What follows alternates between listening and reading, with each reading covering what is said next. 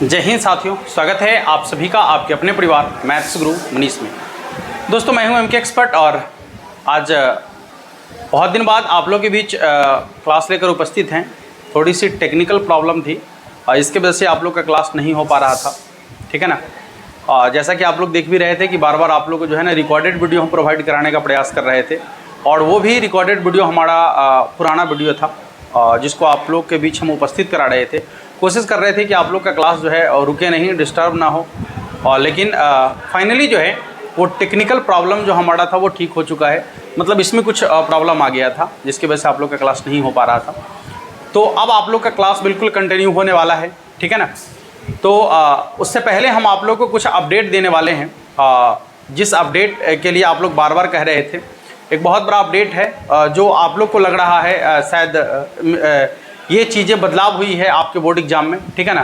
तो जो 2025 का बोर्ड एग्जाम है उस 2025 के बोर्ड एग्जाम में कौन कौन से परिवर्तन हुए हैं और अब आपको क्या करना चाहिए, ठीक है ना। तो सबसे पहले आपको एक बार जानकारी लेना है कि बिहार बोर्ड एग्जाम 2025 में क्या परिवर्तन हुआ है, क्या न्यू पैटर्न में क्या परिवर्तन हुआ है, कैसे अब बोर्ड एग्जाम आपके होंगे, ठीक है ना। किस तरीके से आपको जो है ना बोर्ड एग्जाम देना है या फिर कितने परीक्षा होंगे।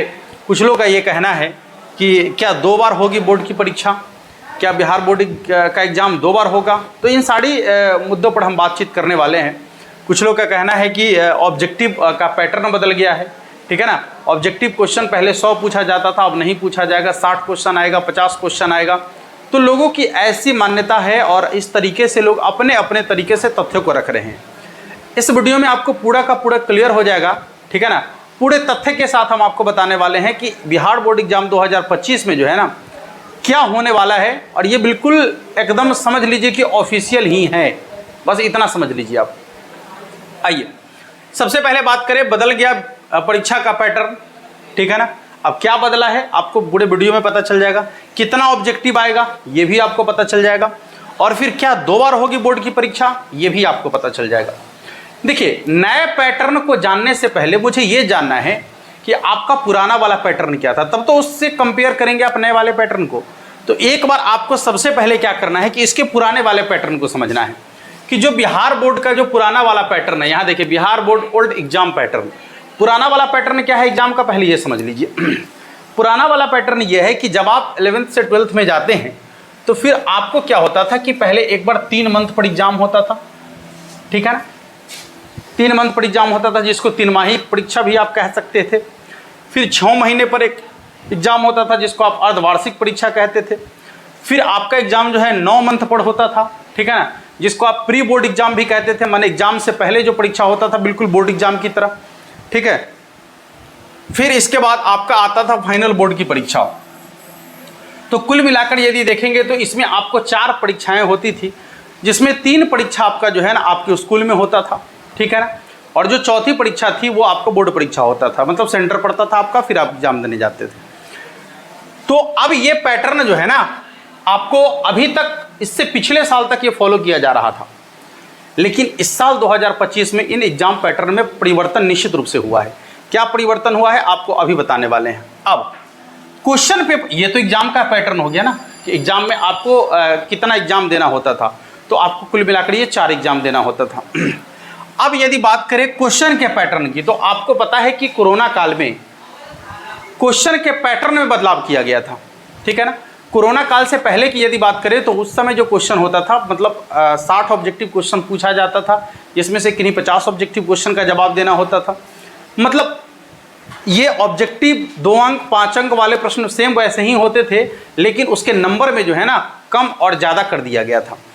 कोरोना काल में आप देखिए कि क्या परिवर्तन हुआ कि ऑब्जेक्टिव क्वेश्चन जो आपका आया, ठीक ना, वो आपसे 100 पूछे गए, 100 ऑब्जेक्टिव क्वेश्चन पूछे गए, जिसमें से किन्हीं 50 ऑब्जेक्टिव क्वेश्चन का जवाब देना था। हम बात मैथमेटिक्स की कर रहे हैं, 50% ऑब्जेक्टिव क्वेश्चन की बात हो रही है, तो और बाकी सब्जेक्ट को आप उसी हिसाब से समझ लीजिएगा, ठीक है ना।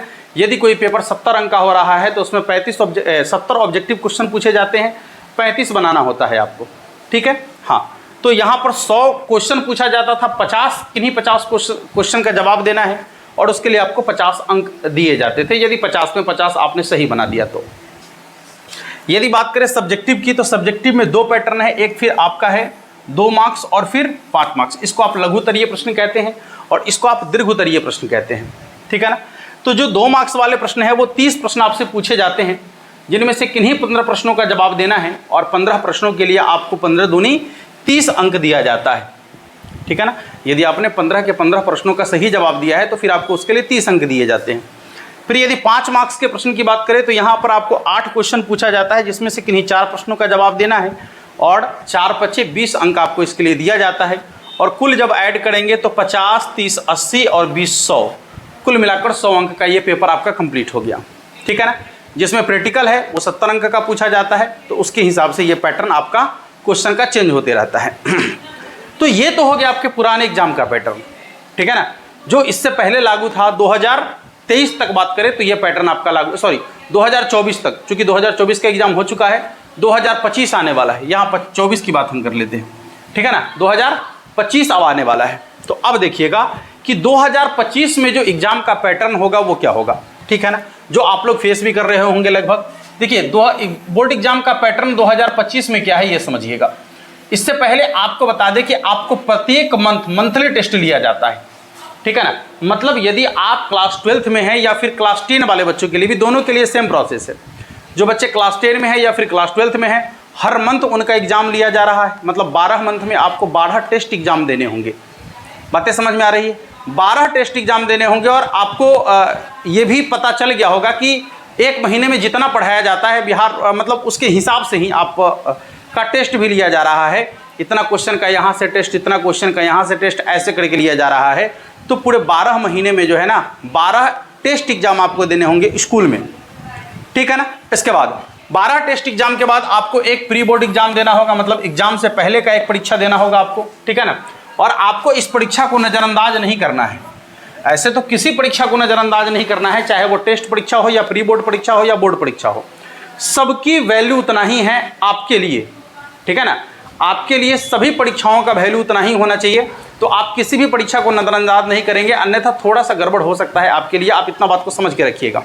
बहुत सारे बच्चे क्या करते हैं कि प्री बोर्ड एग्जाम जो होता है, मतलब एग्जाम से पहले जो आपके स्कूल में एग्जाम होता है, बिल्कुल बोर्ड एग्जाम की तरह, उसमें जो आपका क्वेश्चन पेपर होता है वो बोर्ड से छप कर आता है, ठीक है ना। और फिर आपको पूरे के पूरे बोर्ड एग्जाम के रूल्स और रेगुलेशन को फॉलो कराते हुए आपका एग्जाम लिया जाता है।